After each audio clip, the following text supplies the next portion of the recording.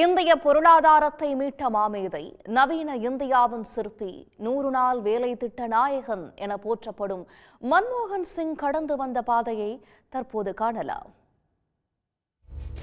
1932 ஆண்டு செப்டம்பர் 26 தேதி இன்றைய பாகிஸ்தானின் மேற்கு பஞ்சாபில் காஹ் என்ற குக் கிராமத்தில் பிறந்தவர் மன்மோகன் சிங். பஞ்சாப் பல்கலைக்கழகத்தில் தனது கல்வியை தொடங்கிய மன்மோகன் சிங் 1952 மற்றும் 1954 பொருளாதாரத்தில் இளங்கலை மற்றும் முதுகலை பட்டங்களை பெற்றார். அங்கு இருந்து கேம்பிரிட்ஜ் பல்கலைக்கழகத்துக்கு சென்ற அவர் 1962 ஆக்ஸ்போர்டில் பொருளாதாரத்தில் முனைவர் பட்டம் பெற்றார். 1966 முதல் 1969 வரை ஐக்கிய நாடுகள் சபையில் பணியாற்றிய இவர் 1971 ஆண்டு வர்த்தக அமைச்சகத்தில் பொருளாதார ஆலோசகராக அரசியல் வாழ்க்கையை தொடங்கினார். பின்னர் தலைமை பொருளாதார ஆலோசகர், ரிசர்வ் வங்கியின் ஆளுநர் மற்றும் திட்டக்குழுவின் தலைவர் போன்ற பல முக்கிய பதவிகளை வகித்த இவர் 1991 இந்தியா கடுமையான பொருளாதார நெருக்கடியை எதிர்கொண்ட போது PV நரசிம்ம ராவ் அமைச்சரவையில் நிதி அமைச்சராக களமிறக்கப்பட்டார். அப்போது பணவீக்கம் அதிகரித்து விலைவாசி கடுமையாக உயர்ந்தது. பெட்ரோலை இறக்குமதி செய்ய கையில் பணமில்லை. மொத்தத்தில் அன்று இந்தியாவின் பொருளாதாரம் ICUவில் இருந்தது.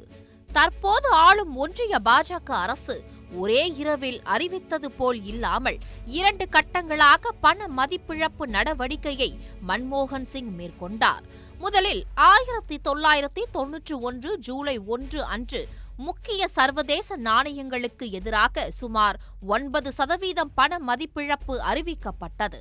அதைத் தொடர்ந்து 2 நாட்களுக்கு பிறகு மீண்டும் 11% பண மதிப்பிழப்பு அறிவிக்கப்பட்டது. இந்திய ஏற்றுமதியை ஊக்குவிக்கும் வகையில் செய்யப்பட்ட இந்த நடவடிக்கை பெரும் பயனை கொடுத்து இந்தியா மீண்டும் வளர்ச்சி பாதைக்கு எடுத்து சென்றது. அந்த 5 ஆண்டுகளில் மன்மோகன் சிங் சமர்ப்பித்த ஒன்றிய பட்ஜெட்களில் படிப்படியாக பல புரட்சிகரமான மாற்றங்களை கொண்டு வந்தார். நேரடி மற்றும் மறைமுக வரி விகிதங்கள் குறைக்கப்பட்டன.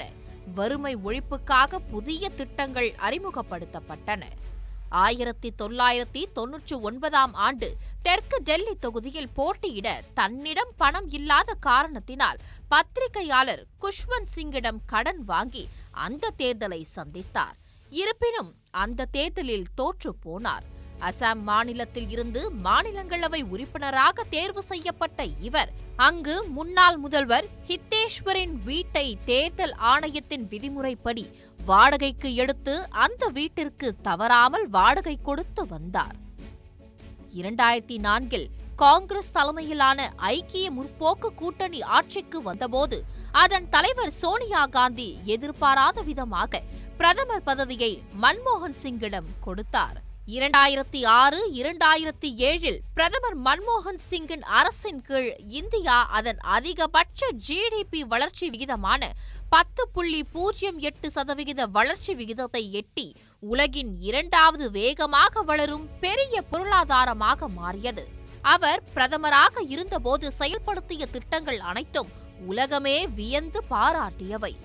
2005 இந்தியாவில் உள்ள கிராமப்புற சமூகங்கள் மற்றும் தொழிலாளர்களுக்கு வாழ்வாதாரம் மற்றும் வேலை வாய்ப்பை வழங்குவதை நோக்கமாக கொண்ட ஒரு சமூக பாதுகாப்பு திட்டமான 100 நாள் வேலை திட்டத்தை அறிமுகப்படுத்தினார். ஜவஹர்லால் நேரு மற்றும் இந்திரா காந்திக்கு அடுத்தபடியாக 3வது அதிக காலம் பிரதமராக இருந்த இவர் தகவல் உரிமை சட்டம், அனைவருக்கும் கல்வி, உணவு பாதுகாப்பு சட்டம், லோக்பால், சந்திரயான், விவசாய கடன் மற்றும் கல்வி கடன் தள்ளுபடி போன்ற எண்ணற்ற மக்கள் நல திட்டங்களை செயல்படுத்தினார்.